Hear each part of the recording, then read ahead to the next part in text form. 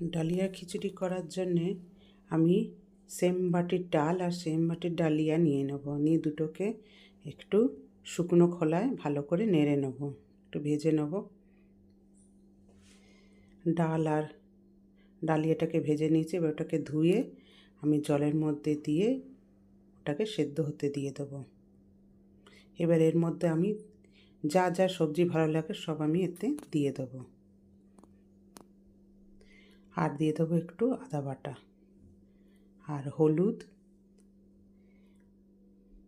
আর স্বাদ অনুসারে নুন। যারা মিষ্টি খায় তারা একটু মিষ্টিও দিতে পারো, আর যারা ঝাল খায় একটু কাঁচা লঙ্কা দিয়ে এটাকে ঢাকা দিয়ে দিলাম।